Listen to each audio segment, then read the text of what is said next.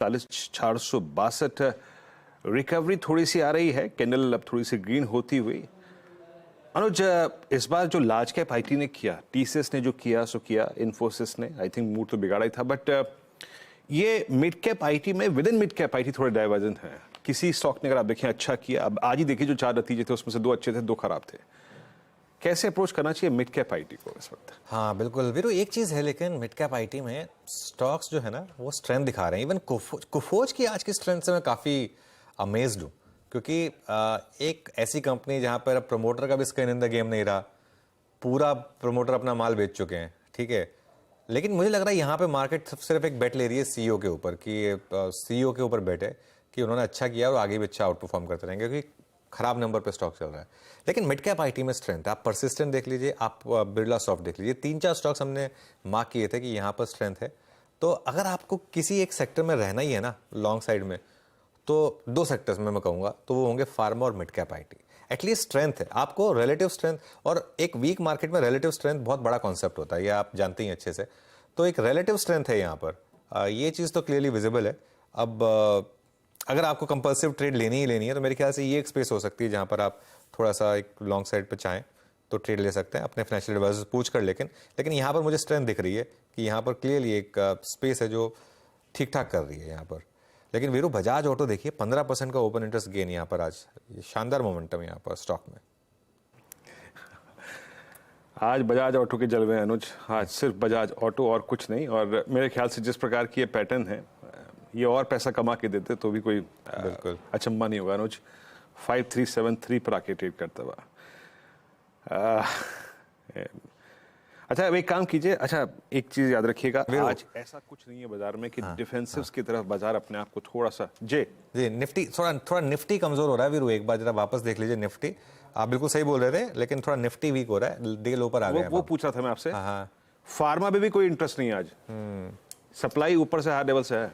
नहीं बिल्कुल वीरू, आप थोड़ा मामला खराब हो रहा है मार्केट में। 19480 अब मेरे ख्याल से, क्योंकि 565 तो गया, अब 480 इंपॉर्टेंट हो जाता है। 19480 ये बचना चाहिए। ऑप्शंस के हिसाब से भी 19500 की सिग्निफिकेंस है, और वो जो युद्ध के बाद का लो था वो भी 19480 था।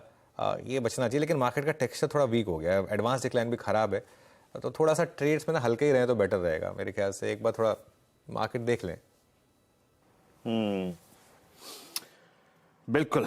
और मैं जैसे कि कह रहा था कि आज फार्मा में भी मतलब दवा को भी कोई राहत नहीं है। और अब क्या होता है ना कि बड़े गैप डाउन के बाद शॉर्ट भी करें तो कहाँ करें। कल जिसने किया दैट्स गुड, जिसने निफ्टी बैंक शॉर्ट कैरी किया दैट्स गुड, बट अब कहाँ। अब याद रखिएगा 43500 एक महत्वपूर्ण बेस है, ऑप्शन बेस, और 200 डेमा परसिस्ट करता है। अनुज 200 डेमा लग रहा है बैंक निफ्टी में खुल रहा है। अब क्रूड एट 91, और जो इस वक्त स्थिति है, जिस तरीके से एचडीएफसी बैंक बिहेव करता हुआ, अब 100 डेमा के नीचे डिसाइसिवली 4-5 सेशन बिताने के बाद, बार-बार क्लोज देने के बाद 200 डेमा की ट्रैजेक्टरी खुली भी लग रही है क्या इस पे? बिल्कुल लग रहा है वीरू, 200 डीएमए बैंक निफ्टी में पॉसिबल है। और इशू ये है कि वो वहाँ पे रुकेगा या नहीं। अब ये भी इंपॉर्टेंट बन गया है कि रुकना चाहिए कि नहीं रुकना चाहिए, ये इंपॉर्टेंट है। लेकिन बिल्कुल अब इसमें तकलीफ आ रही है बैंक निफ्टी में। और अब हम 43500 को भी टेस्ट कर रहे हैं, जो जून के आसपास का लो था 43500, 43400, और फिर वो 200 डे मूविंग एवरेज। टफ हो गया ये इंडेक्स यहाँ पर। लेकिन एक चीज़ कहूँगा मैं बैंक निफ्टी में, ये जो वीकनेस है ना, ये एक आपको एक ETF इन्वेस्टर्स के लिए एक अच्छी अपॉर्चुनिटी दे रही है, SIP इन्वेस्टर्स के लिए। ये 1 साल के बाद मुझे लग रहा है कि आपको दिखाई देगा कि ये एक अपॉर्चुनिटी थी बाय करने की, क्योंकि ये मार्जिन का जो प्रेशर है ना, ये सिर्फ 1-2 क्वार्टर का इशू है, कोई परमानेंट नहीं है। ये 1-2 क्वार्टर का इशू है, ये रिजॉल्व होगा मेरे ख्याल से आगे जाके।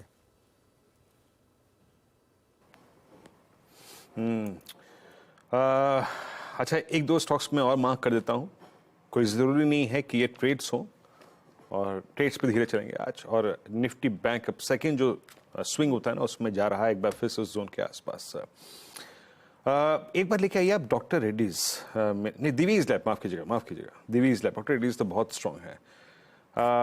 राजेश सतपुते जी, इसका एक स्विंग लो था 4 सितंबर को एग्जैक्टली 100 डेमा पर, और इस बार जिन 4 कैंडल्स के साथ इसने 100 डेमा को अप्रोच करा है, ये क्लियरली डिफरेंट बिहेवियर है वर्सेस 4 सितंबर। यहाँ पे किसी लॉन्ग पुट का व्यू आपका, या फिर शॉर्टिंग का कोई तर्क, क्योंकि रेंज ब्रीच हो रही है और एवरेजेस भी वॉलेट हो रहे हैं? वीरेंद्र जी, आपने बिल्कुल सही कहा। इनफैक्ट फार्मा में देखिए, कल फार्मा पूरा चला लेकिन डीवीज नहीं चला था। दैट शोज तो यहाँ पे एक रिलेटिव वीकनेस है। कहाँ तक टूटेगा? मेरे हिसाब से इसका जो इमीडिएट सपोर्ट है वह है 3550। हालांकि 3600 पे पुट राइटर खड़ा है, लेकिन मुझे लगता है वो साइड हो जाएगा और ओवरऑल इसमें जो वीकनेस है 3550 तक जाएगा। तो यहाँ पे सेल साइड का कैंडिडेट है। स्टॉप लॉस क्या होगा? देखिए, स्टॉप लॉस होगा 3640 का। तो यहाँ पे सेल करे डीवीज लैब। वीरेंद्र जी, और एक चीज मैं यहाँ पे ऐड करना चाहूंगा। आप जो वीक स्ट्रक्चर की बात करें तो कहाँ वीकनेस है? Look at Voltas. जनरली ये मेरे बाय साइड के ट्रेड में होता है, लेकिन आज इसने अपनी इंपॉर्टेंट सपोर्ट को ब्रीच किया और मुझे लगता है ये वीकनेस और चलेगी। सो यहाँ पे छोटे स्टॉप लॉस के साथ, यानी 835 के स्टॉप लॉस के साथ वोल्टास सेल करें। इसका टारगेट होगा 800 का।